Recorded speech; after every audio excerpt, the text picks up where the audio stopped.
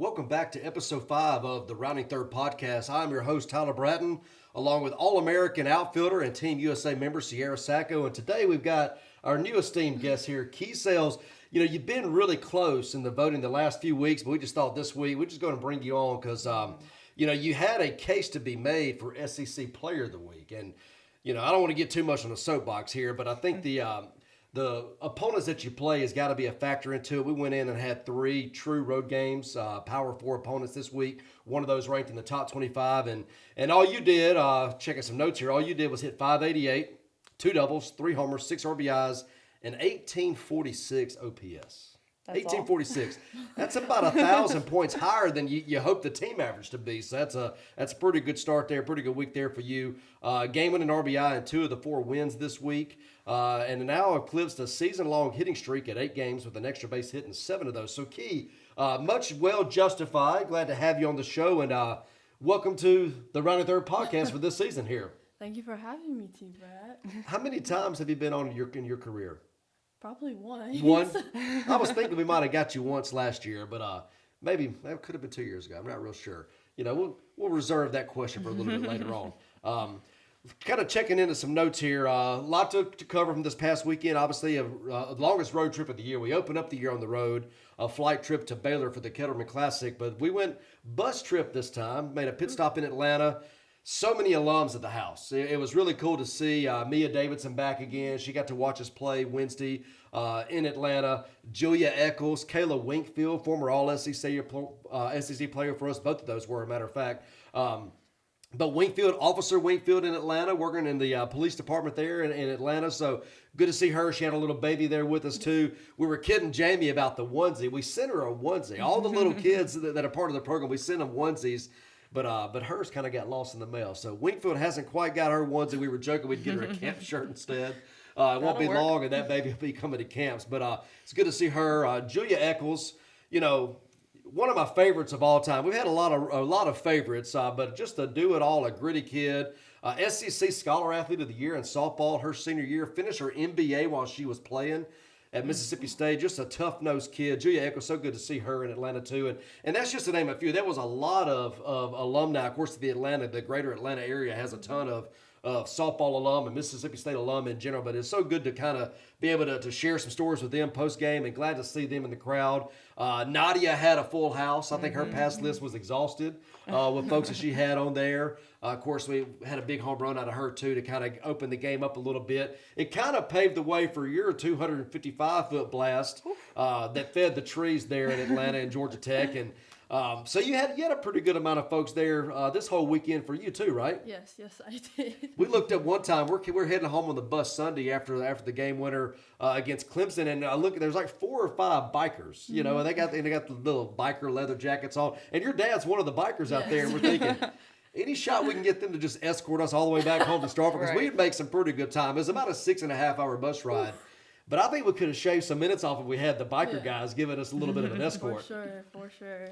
So so tell us a little bit about that. We haven't seen a whole lot of I didn't know your dad A, owned a bike, B, rode the bike, and that's a pretty long road trip to ride a bike. Kind of tell us a little bit about that. All right, so my dad just recently started riding bikes. I think maybe he went to a class for a week or whatever, got his license for it, and then ended up he went and got this bike or whatever, old bike, and he fixed it up, and it's really clean. It's really nice. And so he's just been riding since. He was his 3rd ride, he thinks, was 2.5 hours long. He was that was my 3rd time riding the bike. And I was oh, okay, cool. I was have you ever rode 4 hours, 4.5? He was nope, but we're about to do it today. And I was okay.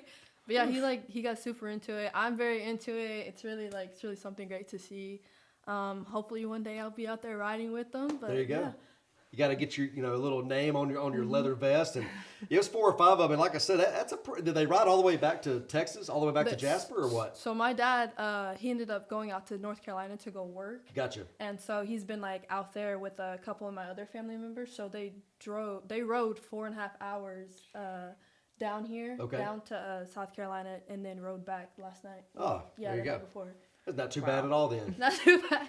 Man, it was a pretty day for it, too. I mean, I think the highs were like 73 in Clemson on Sunday. It felt pretty good on Saturday, too. It was kind of cold Thursday, Friday. It was a little chilly in Atlanta Wednesday, but the temp certainly got up, and it felt pretty good out there. And sure enough, we're on the bus, and the next thing you know, Mata's like filming the crew. We're like, man, if they could put some blue lights on these bikes, man, we would really make some good time heading back. But good to see them. I know they were proud to see you and your sister, too. Kaylani came in and contributed big time with some of those wins as well. But you had quite the week, and we'll kind of dive in more of that a little bit later on in the show. Kind of looking into some more news that broke today. Of course, Tuesdays is when the rest of the polls start rolling out, and checking in 13 this week in the D1 softball poll, which is now the highest in that poll. So we talked about last week the coaches poll, the NFCA having us up to 12. That's the highest in the coaches poll in the history of the program. 11 is the highest in Softball America. We achieved that in 2024. But 13 this week in D1 is the highest now in the D1 poll. So certainly trending in the right direction, kind of holding steady again. A successful road trip, saw some good things. The bounce back Sunday is something that you want to see, particularly as a coaching staff. You want to see how you respond. Very good environment Saturday afternoon. It was, they did a really good job at Clemson. The game ops, the fan experience, the speakers, the crowd. It was a really good crowd here. You could barely even hear us communicate, from where you were in right field. There was like country music going on in the background, and you got bubbles like flying over your head, and then the people in the back with the blowhorns and stuff. So it's super loud. Yeah, definitely. Like I said, it was an SEC type of atmosphere on Saturday and on Sunday, and we're looking out there and right, and there's a full-on concert going on right behind right field. They got the turtle box, and might have been a couple of turtle box. They had a lot of speakers going out there. They were tailgating. They got the little smoke machine going, the bubble machine going.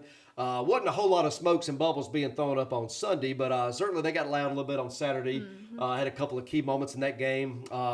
It's one of those where the first inning, you're one or two plays away from nobody scoring. Next thing you know, you look up, it's 2-0, and Sierra Manis threw a gem for them. She really did a good job in the circle, competed, and they made all the plays behind her. And next thing you know, it's our second loss of the year. The only other one was the Belmont loss. The good thing about it is it leads into Toughness Sunday, and both times we've had a loss this year, we were able to avenge it the next day. Bats got hot. Pitching staff did a tremendous job on Sunday, too. Made some key plays defensively.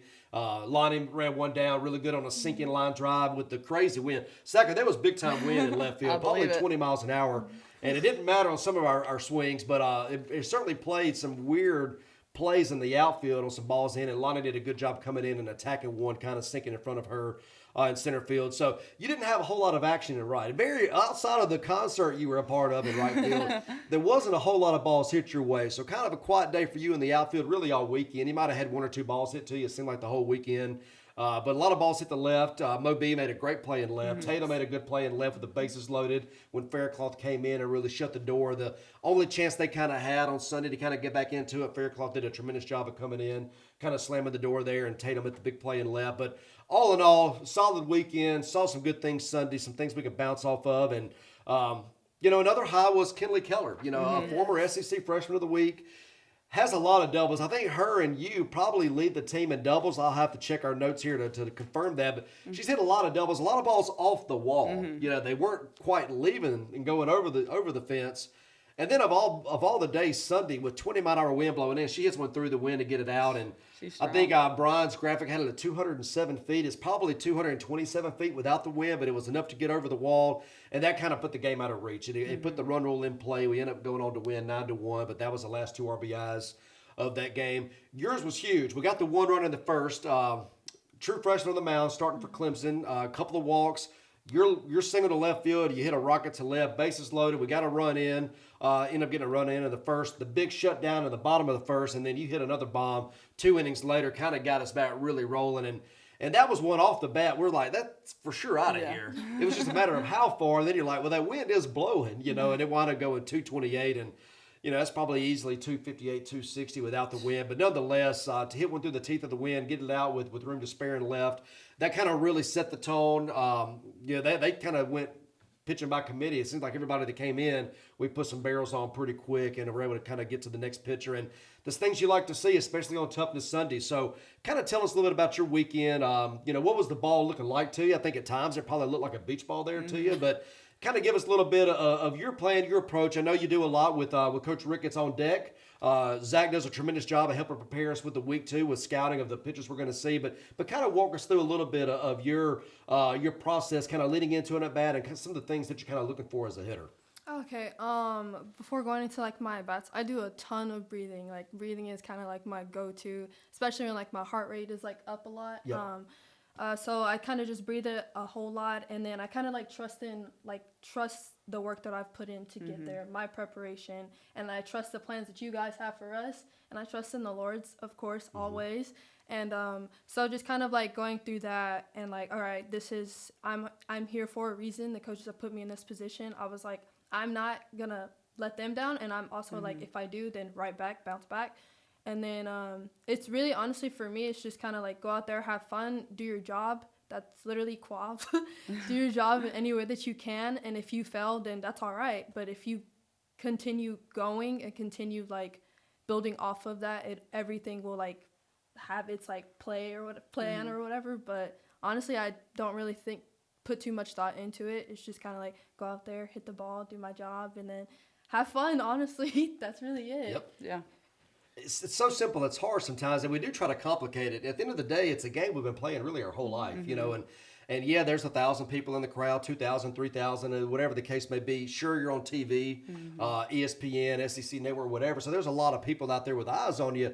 But at the end of the day, you're executing a plan. You know, you're going in there with that approach and trying to limit the outside noise. That's something I thought you did a tremendous job with your career here and now with Team USA too. And, you know, you can probably shed some light into that as well. But, you know, it is, when you kind of look out of body, it seems like, man, there is a lot of pressure on there. And it is. I mean, there's a lot of stuff, you know, riding on these games. And a lot of times the non-cons are more important than the conference games in terms of postseason jockeying for position and all that stuff too. But, you know, kind of you as a hitter as well, what was some things that you told yourself going into that bat? When it was a quote-unquote a pressure moment, a bottom of the 7th tie game winner run at 2, kind of what's some things that you try to tell yourself as a hitter going into what you're looking for and what you're trying to do as a plan? Well, same thing is key, like just trusting my preparation, trusting the Lord. I think He knows better than all of us do down here, so He always has a greater plan, and just trusting that and going up there, knowing that even if I do fail, you have another at-bat, another opportunity is going to come your way. So just trusting the plan. No doubt, no doubt. Well, we mentioned Kelly's home run through the wall. That's our 12th different player to homer already this year. And again, we kind of alluded to this some last week. I wouldn't have really pegged us as a home run hitting team, although we've got plenty of power, obviously. Wouldn't necessarily peg us as a home run hitting team, but you look up and there's 12 different players with home runs. Abigail Stevens off the bench, big time RBIs this weekend. And heck, her first hit as a dog was a homer. Your sister's first hit, we talked about that last week, it was also a homer. So a lot of that this year. AG now has 5. One a little bit more unorthodox, but she's now got 5. And yeah, you're closing in on double digits again. You had double digits last year. We talked about your Northwestern home run up in Chicago. Again, a windy day into the wind, and you were a part of that one. You might have been on the basis for that. But one of 11 ever to hit on top of the gym, the basketball arena in Northwestern in Evanston, Illinois. That's hard to do. And typically you think you got a tailwind. No, it didn't matter. You hit it through the wind on top of the roof. And this is a gym the size of the Humphrey Coliseum. It's way up there, and it's right against the left field wall, but it's a good 60, 70 feet tall, maybe more. And you parked one on top of that, which was, of all the home runs we hit last year, and there was some majestic shots. That's probably the most majestic, and that's just another day for you, though. You know, just a little corner outfielder from East Texas out here hitting tape measure home runs, and you know, I think it's a tribute too to the weight room and Marcy and what her staff have been able to do. The nutritionists, there's all the eyes of the Bulldog Nation, if you will, kind of working together and helping you be the best you can be. So certainly good to see the fruits of some of your labor off the field really paying off with that too, and. But yeah, Kelly, that was a big one, the 12th different dog to hit a home run. So certainly excited to see, and knowing that, hey, it's not just one person. You know, the lineup's pretty deep. You see our averages throughout. There's a lot of high averages, OPSs, well over 1,000. So you're kind of seeing that from 1 through 9, really. And you know, some things you really hope to continue to improve on and continue to remain steady as we get into SEC play. Right, and that's a good problem to have, especially as a coaching staff. Like, you're looking at 12 different players that can possibly make the 9-man lineup, so that's a good problem to have. It is. Pieces off the bench, you know, very matchup specific. I think it's one of the highlights of what Coach Ricketts has done. Really, her whole career is putting players in position to make plays. And what are the matchups? Who's good on the rise ball? Who's good on the drop ball? Who's good on lefties? Who's good on righties? who has situational awareness. We got to get a ball to the right side and score a run from three. All these things are playing into the game management part, and that's something that Coach Ricketts does a tremendous job at. I know she'll do a great job with the American Samoan team this summer. It's going to be exciting. You might play against them with Team USA. That'll be something that we'll keep tuned into as we get into the summer months. But, it's a good segue, a good problem to have from an offensive standpoint. And now you roll into the other side of the coin, and it all begins and ends in the circle. And when you look at the run rule wins and you look at the weekend and, a lot of low-scoring games, the one loss we did have, we allowed 3 runs. Typically, that's you want 3 or less from your pitching staff. And so it's just a tremendous job of what Coach T and has done. Los in the bullpen as well, really chipping in too. But, Tara's in my opinion, one of the more elite pitch callers in the country.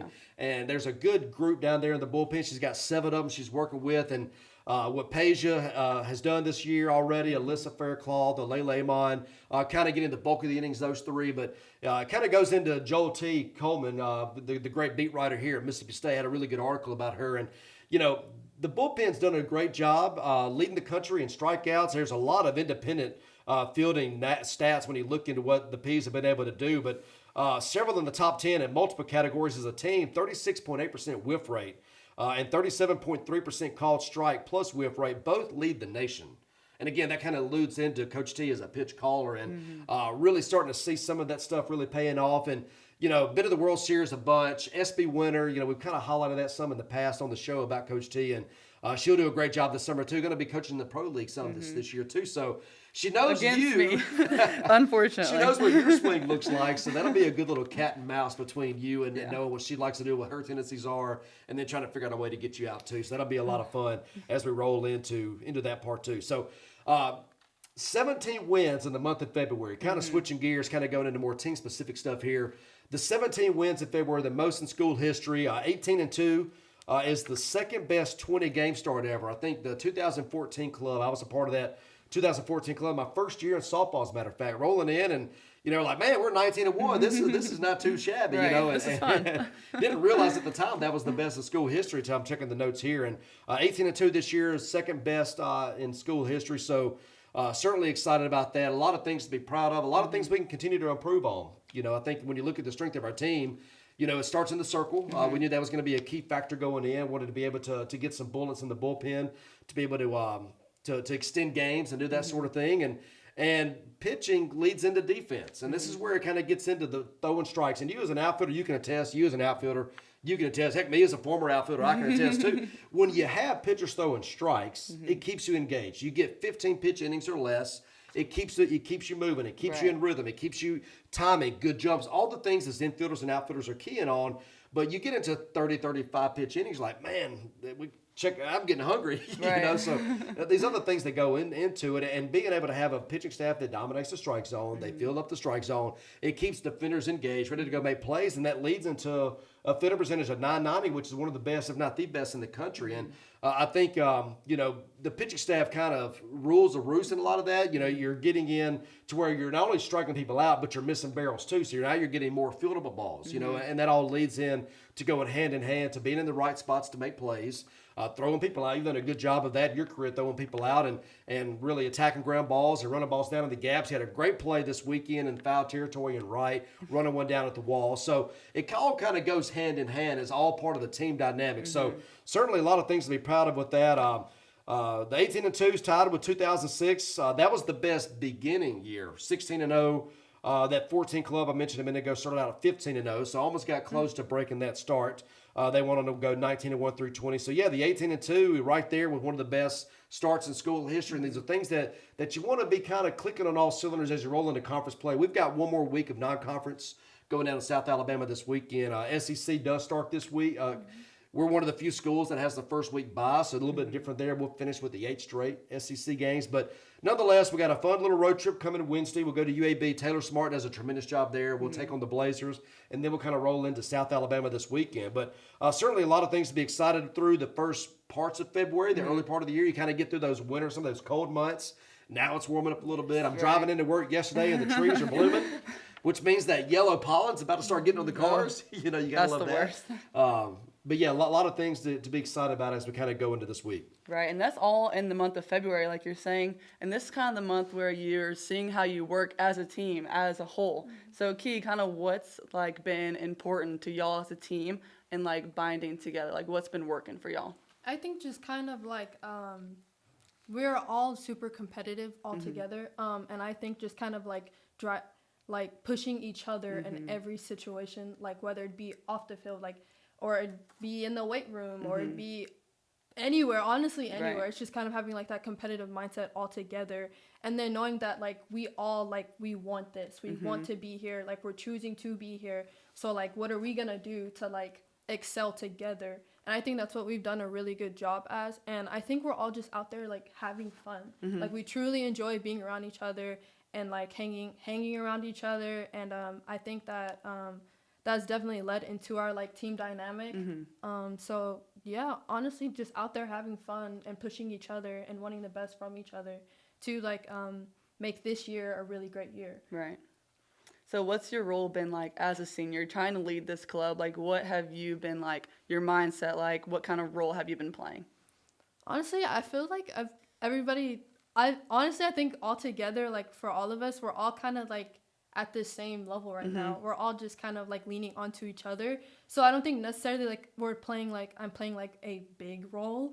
I just think that we're all kind of like maturing in a way and like leaning onto each other, clinging onto each other, and just kind of like going about it a different kind of way. I don't think I'm playing a really big role. I think I'm just going out there doing what I can. They're doing what they can. And I think that's just, we're all having conversations with each other about what we could do better. So not necessarily a big role, but I think we're all just kind of meshing really, really well all together. Right. So we're all kind of like leaders in our own way. I like to think. So yeah.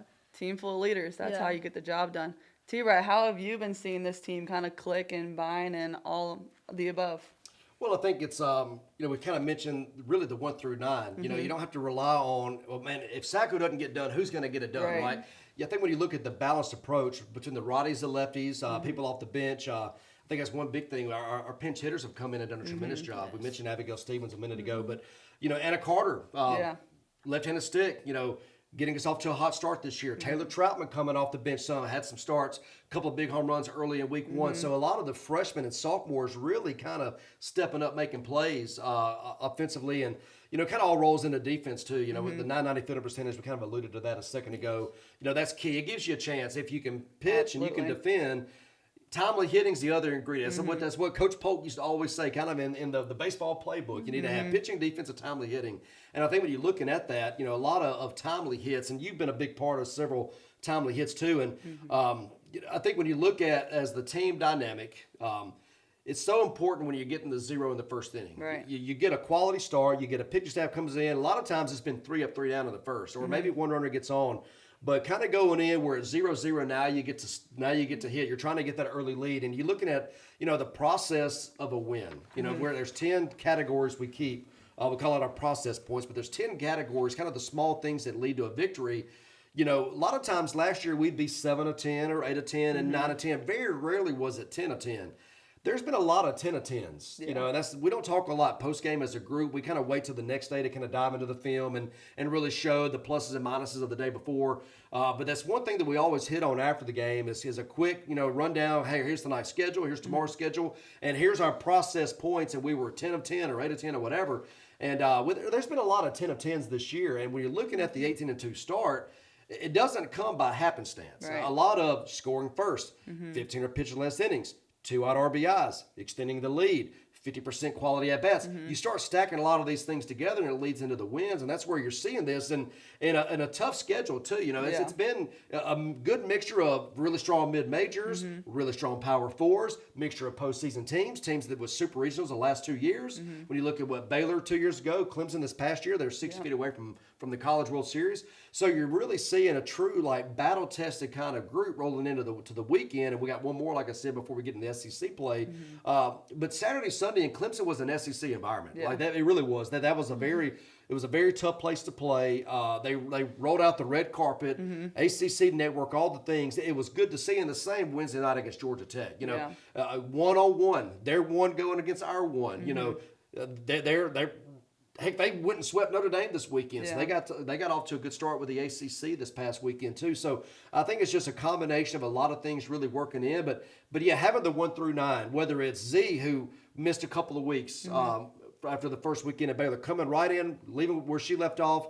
Big triple off the wall, right field. What Gabby Schaefer's been able to do for us at second base. What Styles has done locking down the left side of the infield. We talked about her and Nadia being locked down, defensive duo over there on the left side. I mean, just a really plus job on that side of the field. And outfielders all making plays too. It's just a culmination of a lot of people working together. You know, use the word synergy. Everybody, the sum is greater than the parts, right? And you've seen a lot of that kind of rolling in. And you know, it doesn't have to just be one person. And it doesn't have to just, if you don't come through, so what? Troutman will. So Right. what? Carter will.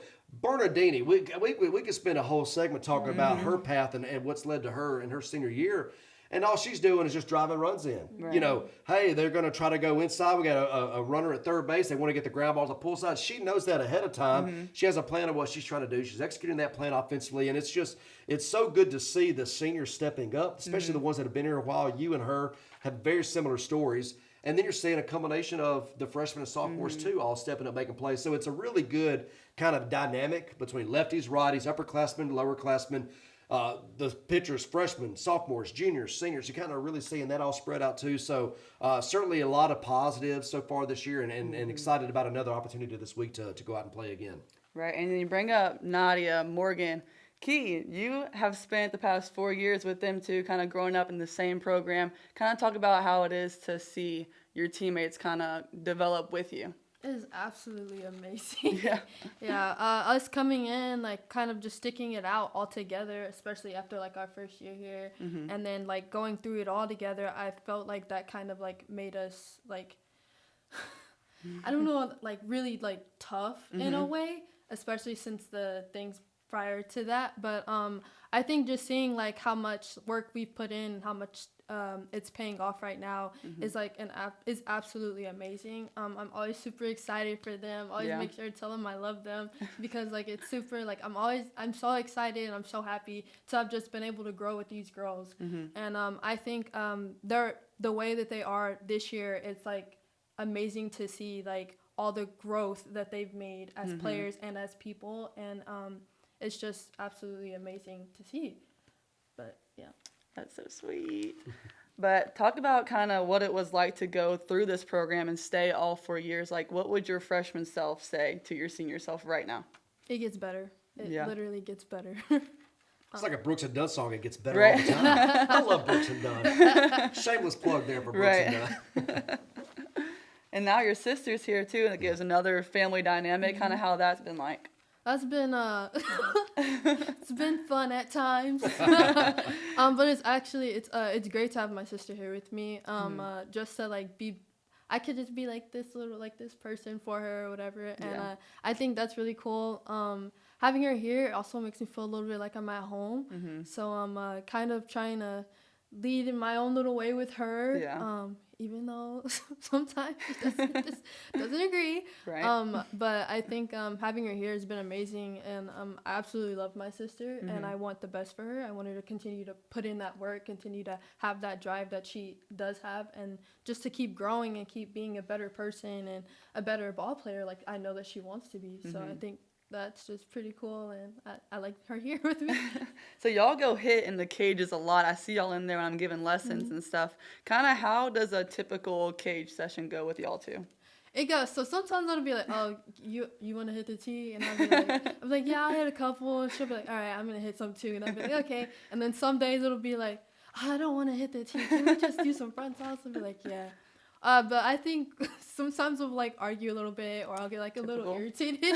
I'll be like, "Why are you tossing the ball like that?" But other than that, it's pretty like consistent. I try to like get her to not think so much, like just feel your swing. I was like, "You're good," or she'll do the same for me, especially when I'm stressed out or like hungry. She'll be like, "You're fine. Just take a couple, just take a couple, and then you'll be good." And I'll be like, "Okay." But that's kind of like how our hitting sessions go. Some days it's a little difficult. Some days it's like really good. But that's really how it is all the time. T-Brown? I'm just thinking. Cut. You know, you talk about, being a leader for your sister and also for the freshman of the team. And I think there's tremendous senior leadership too. When you talk about UMOB in the outfield, kind of bringing, Tatum transfer from Utah State, another Northern California girl, her and Delaney, Coach Ricketts, they're all kind of from the NorCal, Peja from NorCal. So it's kind of, forever it was always the SoCal. And then now it's a little bit more of the NorCal. And I always, we had some snow flurries a few weeks ago. Luckily, we missed the ice storm that some of our friends in other parts of the state kind of got hit with. But I remember asking Tatum, hey, is there a lot of snow flurries in Rescue, California? Not a whole lot there. Now, 3 hours away up in the mountains, yeah, of course there are. But it's always kind of neat to, just have small talk with some of the different players on their hometown, where they're from and that sort of thing. And, you talk about you specifically being a leader, and you mentioned your sister, kind of helping bring her along, helping the other freshmen along. There was a really cool story last year and kind of an article that kind of came out a little bit about the hearing aids, and you wear one in your left ear. And heck, that was the first semester of her freshman year. We're hollering at her in the outfield, Key, you got to get to the backup spot. Key, where were you on that throw to first? Key, why weren't you up? And then, you kind of looking at us and everyone's like, and then Ricketts, I think, said, Key, do you hear us? And he never said anything. And then one of the other outfitters goes, yeah, I don't think she can hear you. And we're like, well, why not? And you're like, well, I need my hearing aid turned on. So it was kind of like. I turned it off on purpose. Yeah, so that kind of leads in. That could be a good and a bad thing. Sometimes when the crowds get rowdy, if you're on a big road SEC weekend and the place is stomping, you're in metal bleachers like it is in Athens, Georgia. And all the little 12-year-olds are all stomping the bleachers, and it gets pretty loud. You can just turn it off, and then it's just like, hey, it's just like you're in the Batcave. So kind of tell us a little bit about that. When do you turn the hearing aid on? When do you turn it off? Kind of what's some of the stuff that goes through your mind in terms of dealing with overcoming some of that adversity? Okay, so when I'm hitting or something, hearing aid automatically goes off. Yep. I'm very keep it simple kind of person when I'm up there with Ricketts, so I'm just kind of I'm gonna turn my hearing aid off. But when I go out to the outfield, I have to hear you. Yep. So I'll turn it back on. But I know that in some environments, especially probably this past weekend, I turn it off. I'm it's a lot going on, so I'll just turn it off then. But hearing aid is definitely a game changer for me. It definitely helps me. It helps me stay a lot more locked in, especially since now I know what's going on, and I'm not just looking at everything else, and I'm I can't hear anything, so I don't know what's going on. But it's definitely a game changer for me, and I absolutely love wearing my hearing aid, especially for the way that it helps me. And honestly, that's kind of, it's great. Kind of asked you a little bit growing up. How old were you when you realized, hey, I've got a hearing deficit in this left ear. I need to go, get this checked out. Kind of tell us a little bit about that story as you're coming up, discovering that, hey, I need to get a little bit of help in my left ear. Okay. When I was 2, I started having a lot of really bad earaches, and I guess it got so bad that my mom and I was okay, we're gonna take you to the hospital. So I ended up going to the hospital. They ended up checking all of it out or whatever, and I ended up having cholesteatoma. So they had to remove. It was deteriorating in my ear. I think it's my eardrum or something. Don't quote me on that. But it was deteriorating, so they're trying to go in. I guess they're trying to do something with it. I'm not really sure. And that ended up not working. And then I ended up going to a lot of different doctors to if this is gonna help, or you're gonna need hearing aids or something like that. And then I ended up at Texas Children and ended up having another surgery. And I guess what they were trying to do did not work. And so that ended up just okay, now I'm just deaf in my ear. So I ended up having my hearing aid, ended up having to get a hearing aid, which was my very first. It's 15 years old now. So, so that was kind of my entire story being brought with my hearing aids and with cholesteatoma. But yeah, I think that's about it. Yeah. And here I am. And here you are. I mean, it's a heck of a story. And, we played Auburn last year, SEC opener. We had the Monday night game. And big crowds all weekend. It was a really good, started off the SEC 3-0, really good weekend for us there. But a moment I'll never forget, and it was, I think it was the come from behind win on Monday. It might have been Monday or Sunday. It's one of the 2 games where we came from behind to win. And anyway, it was a big celebration. And, we look up post-game, and there's a little girl, I think from the Jackson metro area, came in. She had heard your story. We talk about, inspiring the next generation and inspiring America's youth and overcoming adversity and all these things. And And, what a cool moment. We're looking up, and she wanted to meet you. I think she had reached out to Coach Ricketts, had emailed Coach Ricketts that, hey, my daughter, she may be 9 years old or something like that, is going through a very similar thing that happened to you when you were a little kid.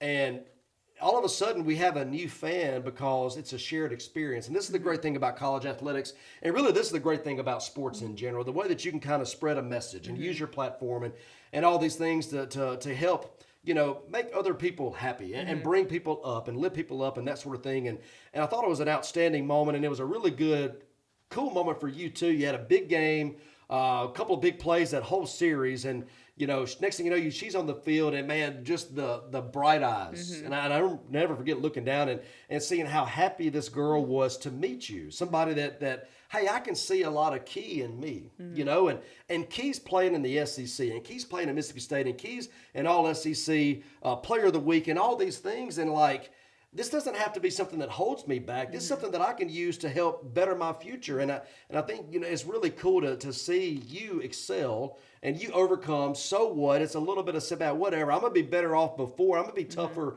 for it. I'm going to overcome this adversity anyway. And it's just a tremendous message to be able to show that, hey, there's other little girls out there or guys, it doesn't matter, seeing you excel in what you're doing as a big-time college ball player. And I thought that was really cool as a coach, just to step back and just take that moment in and see, you inspiring someone that prior to that 2 weeks ago I had no idea. And I think that's the unique thing about, being on TV and having success stories. Because you look around, you can look through our whole team. There is a lot of success stories. From this upbringing to where they grew up to this, that. We can go through a lot of overcoming adversity stories, but I thought that was a really cool moment and a special moment. And I know it meant a lot to you too. And I know I can just see it in that girl's eyes. It was such a cool thing for her to get to meet you and her mom too. I mean, her mom was emotional about it as well, kind of getting to meet you. And here you're on the field, post game, and you guys are just hitting it off, and it was great. So that's pretty cool. And man, it's good stuff. It's good stuff. So appreciate you taking the time to meet with that little girl and visit with her and say, hey, I'm just like you, and right. you keep working at it. Good things can happen for you too. So, Coach Ricketts, lineup wizard, kind of always has been. Brian used to always joke, well, Coach, you're one, you're one sub away from breaking the school record for subs. I mean, I'm kind of tongue in cheek there, but it really is kind of true. We had a lot of subs against somebody this past weekend, and I think the other team ended up having one more than us. Well, that can't be possible, No way. but they ended up doing it. But we used 4 different center fielders on Sunday, so. Key, talk a little bit about the outfield group as a whole and the depth there. And kind of, you look in and somebody's in center, then they're in left, then they might be in right, and then the next one kind of comes in and we're moving them from center to left. Kind of, what is it like for you to be part of that group? There's a lot of outfield depth and kind of being ready to play any of those 3 spots. I think it is absolutely insane the amount of depth we have for the outfield. Just for one person to be able to play all 3 positions, especially the different ways that the balls are coming off the bat, and to be able to play, I think is absolutely incredible. And kudos to T-Brat for but I think it's absolutely I think it's amazing to see so many girls out there that are able to play these different positions, and then we're able to trust them in those positions, and I think that's pretty cool. To be a part of that, playing my right field position, I love that. And then I also love seeing the other girls get opportunities out there in those positions as well. So that's kind of a really great thing for me. I'm all right, so I'm coming out of the game. You're going out there. You're going to give your all. I know you're going to give your all, and that's pretty cool to see too. Yeah, no doubt. And that's the neat thing about softball. You can re-enter and you can manipulate the lineup with the DP and the flex. Some really cool things that a lot of folks that are casual listeners, maybe they might not understand that part of the game. And, I think it's something that we really take a lot of pride in, kind of getting you guys ready for whatever the position is, whether it be right, whether it be left, whether it be center, whether it be, this arm, that arm, that arm. There's so many factors, the wind, who's on the mound. There's so many things that kind of go into it, the lineups you're facing. So, Coach Ricketts does a great job with moving the lineup around, and certainly y'all are a lot of fun to work with. I really have a good time with you guys in the outfield, and you as well, Sacco. I had a lot of good members with you out there too. But we have a good time, and it's exciting to see. So, kind of bringing in the last part of the segment. This is the heading home portion, and when you're rounding third, you're heading home. So, what do we got ahead of us here, Sacco? What's going up this week? Well, we're traveling to South Al. We'll face South Alabama twice, right? Yep. Friday, Sunday. Yep. So hopefully we'll get clean sweep there, come home with some more wins. Yeah, kind of a unique week. We've got UAB as a little pit stop on Wednesday. We'll play them again later on. The other two teams in the South Alabama Invitational are New Mexico, who we had in Baylor the first weekend, and then Sanford, who came here for our tournament with Belmont. So kind of a chance. We'll play them again. We've already had them already, so a good rematch there as well. But certainly excited for the challenge we have ahead before we get back into SEC play next week. Well, speaking of challenges, I got a trivia question Uh-oh. for you. What you got? So we've played how many 12-inning games or more, and what's our record for the longest game? Oh, man. 12 inning or more. I feel like we had one down in Mobile the last time. 13 innings, I think, is what that one was. We ended up walking that one off with the home run. Was that Fullerton? That was, I believe, Furman. Furman. Yeah, Furman That's down what there. Let's see. SEC tournament got to be close to the longest. That was something. That was 13 innings, I believe. It set the whole thing back. LSU the day before was 9 innings, I think, after playing them the weekend before here on senior weekend. So I'm going to roll with probably Tennessee in the SEC tournament. That was a long game. Maybe 3-1, 4-0, 5. I'm trying to think of 12 inning games. There hasn't been a whole lot of them. I'm going to guess 3-1, and I'm going to say the Tennessee game in the SEC tournament was the longest. Okay, so we've had 6 games of 12 or more innings. The record is the 14-inning game against Auburn in 2016 and LSU in 2013. They were both at home. There you go. I heard about that LSU game. I think there was an overthrow that would have won it, but it bounced off the dugout because it would have gone into the dugout. They had just put this new net up, and it would have gone into the dugout to walk it off. Anyway, that was the old 14. Was that the one with the rundown? No, and that they was kept going back and forth? That was 13. That one they came in number 1. That was like Yes. 2016, I think, is when Okay. the rundown play was. That's But, one always in film. yeah, showed it film a lot. Showed it film a lot.